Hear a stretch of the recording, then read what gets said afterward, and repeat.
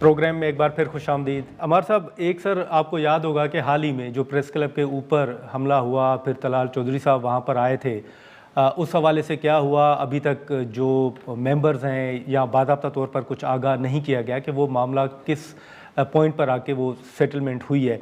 दूसरा, एक जो तनकीद हमारे ऊपर होती है कि हम भी सहाफ़ियों को भी एक तरह अगर हम बात करें तो वो पार्टी बन गए। क्या ये तासुर दुरुस्त है कि ख़ुद सहाफ़ी भी जो है वो पार्टी बन जाते हैं या मुख्तलिफ टॉक शोज़ में आकर मुख्तलिफ सियासी जमातों को डिफेंड किया जाता है? आप समझते हैं कि एक वजह ये भी है जिसकी वजह से हम अपना स्पेस खो रहे हैं?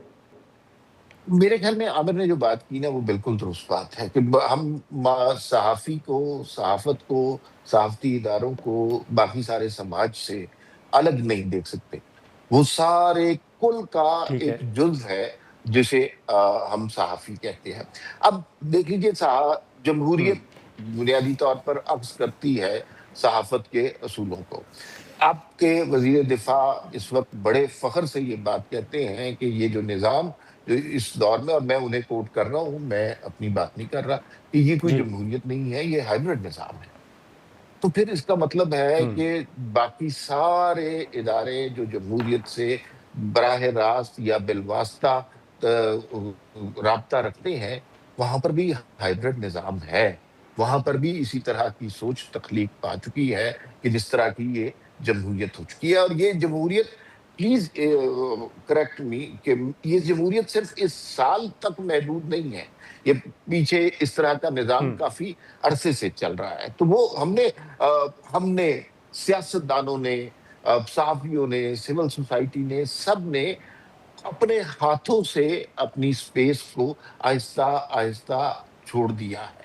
तो वो बड़ा मसला पैदा होता जा रहा है। और इसमें ज़ाहिर है आपको ये बात भी नज़र आती है कि लोग मुख्तलिफ आपको यूँ लगता है कि मुख्तलिफ पार्टियों के तर्जुमान भी हो गए हैं, उनसे ताल्लुक भी रखते हैं हुँ। और उन्हीं के नुक्ते नज़र पे बात करते हैं। ये बिल्कुल इस सोसाइटी में होता है। इसलिए, और शायद उसकी वजह ये है कि बेलाग बात या लोग सुनना नहीं चाह रहे यहाँ पे।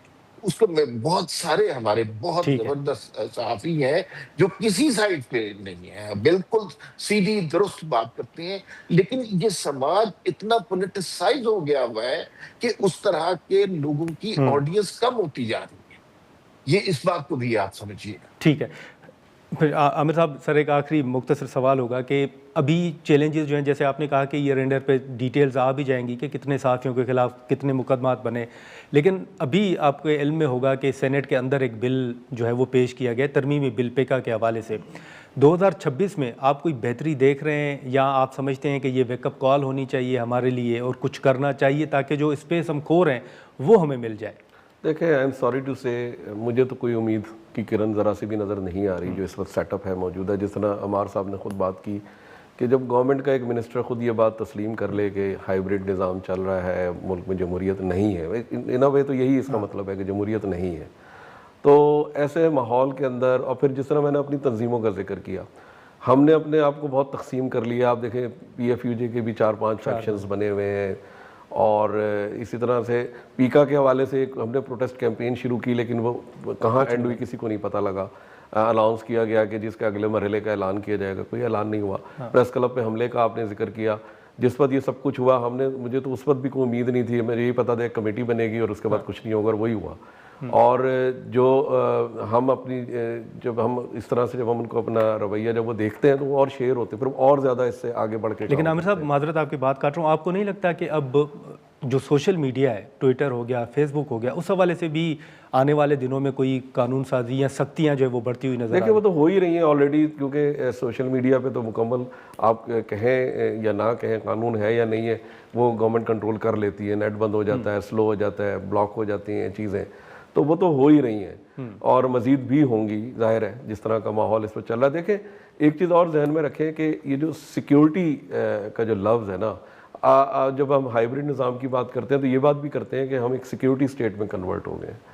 अब इस वक्त एक बड़ा मसला सहाफ़ियों के लिए ये हो गया है कि कौन सी खबर आप जो देते हैं वो जेन्युइन है या नहीं, वो तो एक अलग सवाल है। उसको किस तरह से लिया जाएगा। अब जैसे क्रिकेट मैच की मैं आपको मिसाल दे देता हूँ। अभी क्रिकेट मैच हुआ, टीमों की मूवमेंट में लोगों को इतनी तकलीफ हुई, रोड बंद है, सड़कें बंद हैं, तो उसके खिलाफ भी जब हमने खबर लगाई तो हमें कहा कि ये कौमी मफाद के खिलाफ खबर है कि यार एक क्रिकेट आपके मुल्क को पॉजिटिव इमेज जा रहा है और आप उसकी नेगेटिव चीज हाईलाइट कर रहे हैं। तो आप लेकिन अब आप बताएं ना कि जो लाखों लोग जिनकी आप दुकानें बंद कर रहे हैं, सड़कें बंद कर रहे हैं, तो वो तो उनकी फीलिंग्स अगर हम नहीं रिपोर्ट करेंगे तो वो फिर आपके नेशनल इंटरेस्ट के खिलाफ चला जाता है। ठीक है आमिर साहब, बहुत शुक्रिया आपका। अमर साहब आपका बहुत शुक्रिया वक्त निकालने का। नाजरीन, गुफ्तगू आपने सुनी। यहाँ पर एक मुख्तसर सा ब्रेक लेते हैं और ब्रेक के बाद जो डिजिटल मीडिया के हवाले से गुफ्तगू होती है उस पर हम गुफ्तगू करेंगे।